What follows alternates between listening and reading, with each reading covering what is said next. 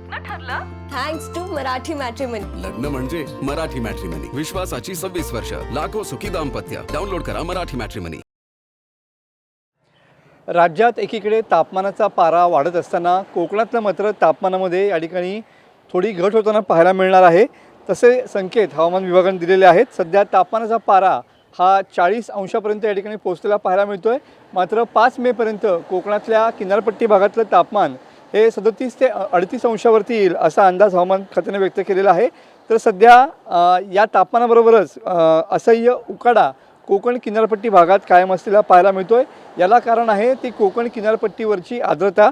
कोकण किनारपट्टी भागात सध्या हवेचे आर्द्रतेचं प्रमाण हे 60% अधिक असलेलं पाहायला मिळतंय।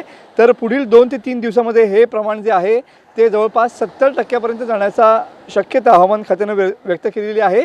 तर मे महिन्याच्या मधील सर्वाधिक आर्द्रतेचं प्रमाण हे आजच्या दिवशी असलेलं पाहायला मिळतंय। किनारपट्टी भागात आज आर्द्रतेचं प्रमाण जे आहे ते 67% एवढं असल्याचं पाहायला मिळतंय। आर्द्रता वाढल्यानं उन्हाचे चटके आणि घामाच्या धारा या ठिकाणी पाहायला मिळत आहेत। रत्नागिरी जिल्ह्यातील तापमानाचा पारा मे महिन्याच्या सुरुवातीपासून या ठिकाणी घसरताना पाहायला मिळतोय। सध्या तापमान हे 40 अंशापर्यंत गेलेलं पाहायला मिळतंय। तर हे तापमान जे आहे ते पुढील 2 ते 3 दिवसामध्ये कमी याची शक्यता हवामान खात्याने व्यक्त केलेली पाहायला मिळते आहे। एकंदरीतच सध्या किनारपट्टी भागामध्ये आर्द्रतेचं प्रमाण वाढतं आहे आणि हे प्रमाण पुढच्या 2 दिवसामध्ये आणखीन वाढण्याची शक्यता हवामान खात्याने व्यक्त केलेली पाहायला मिळते।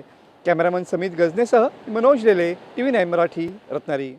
लग्न ठरलं थँक्स टू मराठी मॅट्रिमनी। लग्न म्हणजे मराठी मॅट्रिमनी, विश्वासाची 26 वर्ष, लाखो सुखी दाम्पत्य। डाउनलोड करा मराठी मॅट्रिमनी।